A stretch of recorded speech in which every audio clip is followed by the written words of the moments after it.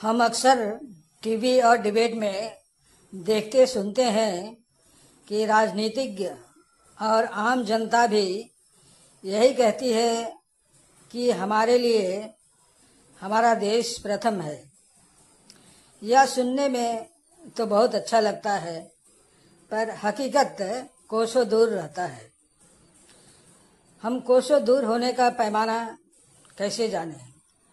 इसके लिए आपको लोगों द्वारा अमल किए जा रहे कार्य से ही वास्तविकता को जान सकते हैं।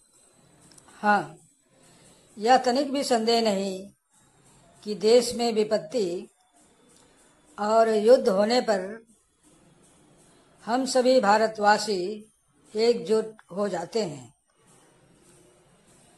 पर खुशहाल जिंदगी में देश प्रथम नहीं रह जाता है।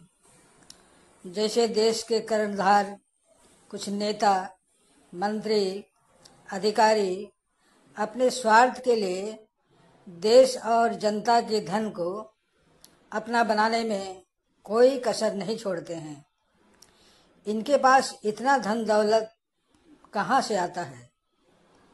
अपनी गाढ़ी कमाई से घर द्वार परिवार ही तो अच्छा चल सकता है, पर अतिरिक्त धन कहाँ से प्राप्त होता है? यह सही नहीं कि यह देश की संपत्ति का लूटा हुआ धन होता है।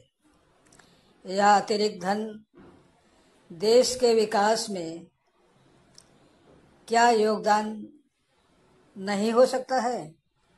उसी प्रकार आम जनता का भी हाल है।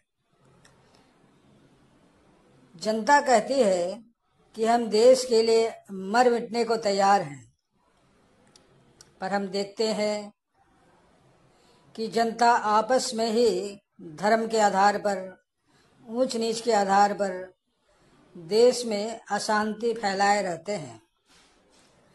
जैसे किसी परिवार के लिए अपना एक घर होता है जिसमें सभी को समान अधिकार, आपसी प्रेम होता है, उसी प्रकार यह इस देश में बसने वालों के साथ भी होना चाहिए। पर क्या ऐसा होता है? जबकि संविधान ऐसा नहीं कहता है। जब आपस में भेदभाव, द्वेष रहेगा, तब देश की समरसता कहाँ रह जाती है? इसी को कहते हैं कथनी और करनी में अंतर। यह नहीं भूलना चाहिए कि जैसे अपना घर सबको प्यारा होता है, वैसे ही इस देश में बसने वालों को अपना देश प्यारा होता है। लेकिन यह आम लोगों को तो क्या, देश के कुछ संचालकों को हजम नहीं होता है और न कभी होगा, क्योंकि धन दौलत, सत्ता, कुर्सी का लालच 80% व्यक्तियों के दिमाग में घर कर गया है। अतः इस प्रकार सामाजिक सुधार पूर्ण रूपेण होना अति मुश्किल है।